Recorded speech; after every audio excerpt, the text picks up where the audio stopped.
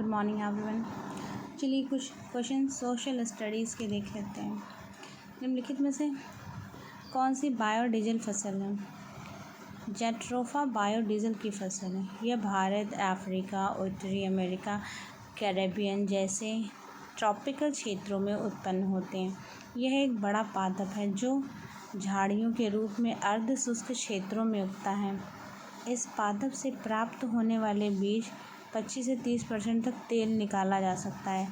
इस तेल से कार आदि चलाए जा सकते हैं, इसलिए इसे बायोडीजल का पौधा कहा जाता है तथा जो अवशेष बचता है उससे बिजली पैदा की जा सकती है। जेट्रोफा अनावृष्टि रोधी सदाबहार झाड़ी है। यह कठिन परिस्थितियों को भी झेलने में सक्षम है। राष्ट्रीय पाठ्यचर्या की रूपरेखा 2005 के अनुसार निम्नलिखित में से कौन सी एक पर्यावरणीय अध्ययन की विषय वस्तु है? भोजन। राष्ट्रीय पाठ्यचर्या की रूपरेखा NCF 2005 के अनुसार भोजन पर्यावरण अध्ययन की विषय वस्तु है, जबकि सौर मंडल एवं मौसम भूगोल की विषय वस्तु है। तथा ऊर्जा विज्ञान की विषय वस्तु है।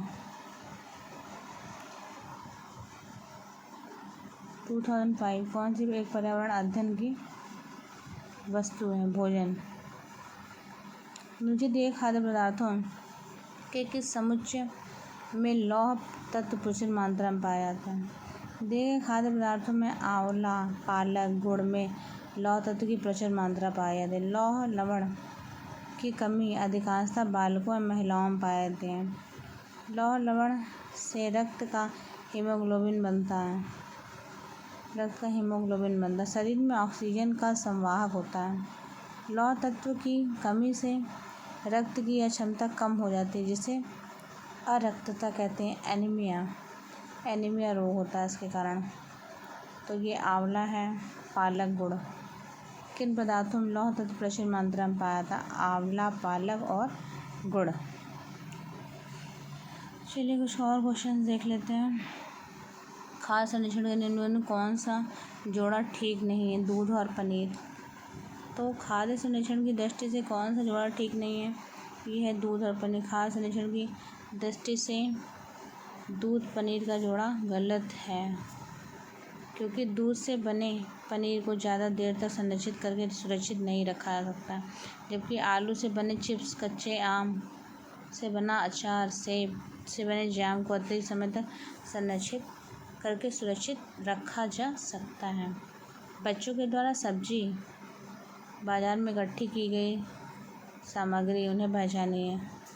टमाटर, नाशपाती, चीकू, भिंडी, करेला, खीरा। टमाटर, नाशपाती, चीकू, भिंडी, करेला एवं खीरा बीज युक्त होते हैं, क्योंकि यह फल जो फूल के रूपांतरण से बनते हैं, जबकि आलू एवं प्याज बीज युक्त नहीं होते हैं। रीना आम पसंद करती हैं। वह इन्हें जाड़े के लिए संरक्षित करना चाहती हैं। निम्न में कौन सा तरीका संरक्षण के सर्वाधिक उपयुक्त है? अचार और आम पापड़ बनाना। अचार और आम पापड़ बना के आम पापड़ मीन्स अमावट। आम पापड़ बना के आम को जाड़ों के लिए संरक्षित किया जा सकता है, लेकिन कुछ नियमित समय तक के लिए, हमेशा के लिए नहीं। निम्नलिखित में से उस समूह को चुनिए जिसमें खाना पकाने के तरीके दिए गए हैं। चलिए देख लेते हैं। खाना पकाने का तरीका: सेक कर, तल कर, भून कर, इस तरीके से खाना पकाया जा सकता है। विद्यार्थी को भोजन का पाठ पढ़ाते समय अंजलि भोजन संबंधी आदतों में सांस्कृतिक क्षेत्रीय विविधता पर विशेष ध्यान देना चाहती है। नीचे दिए गए अधिगम अवसरों में किसके द्वारा विद्यार्थियों को वांछित जानकारी दी जाती है? विभिन्न क्षेत्रों संस्कृति के विद्यार्थियों से उनके घरों में खाए जाने वाले भोजन मंगाकर प्रदर्शित करना और सहपाठियों से सूचनाओं का आदान प्रदान करना। विभिन्न क्षेत्रों संस्कृतियों के विद्यार्थियों से उनके घरों में खाए जाने वाले भोजन मांग का प्रदर्शित करना और सहपाठियों से सूचनाओं का आदान प्रदान करना। पसंद नापसंद के बारे में चर्चा करते समय किसी छात्र ने कहा, मुझे और मेरी माँ दोनों को सांप खाना बहुत पसंद है। जब भी हमारे सांप खाने की इच्छा होती है तो हम पास के किसी होटल में जाकर लुंग हू फेन खाते हैं। यह छात्र कहाँ का हो सकता है? हांगकांग का। तो ये सांप खाने वाला छात्र हांगकांग का है। जो विद्यार्थी सांप खाना पसंद करते हैं तथा लिंग हू फेन का नाम का खाना खाते हैं वह हांगकांग से संबंधित है, क्योंकि लिंग हू फेन सांप से बनने वाली हांगकांग की प्रमुख डिश है।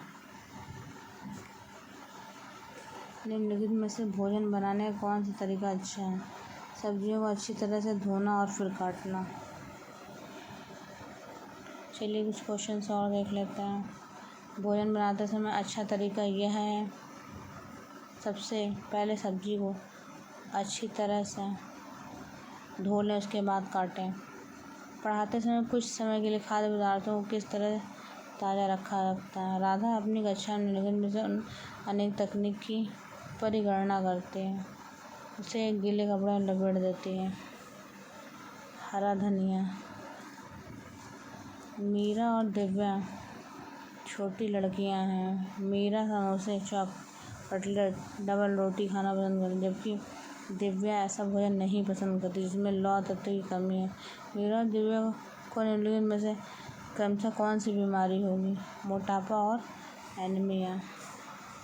तो एक को मोटापा हो जाएगा और एनीमिया। मीरा को समोसे, चॉकलेट, डबल रोटी, कटलेट आदि खाने से उसका मोटापा बढ़ेगा।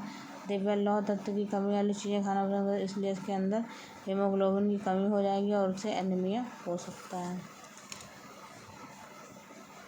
पके हुए चावल को रेफ्रिजरेटर में अपेक्षाकृत लंबे समय तक परिलक्षित किया जा सकता है, क्योंकि पके हुए चावल को रेफ्रिजरेटर में बाहर रखे रहने की अपेक्षाकृत अधिक समय तक ठीक बने रहते हैं, क्योंकि इसका कारण यह है कि कम तापमान पर चावल के खराब होने वाले रोगाणु निष्क्रिय हो जाते हैं। Thank you.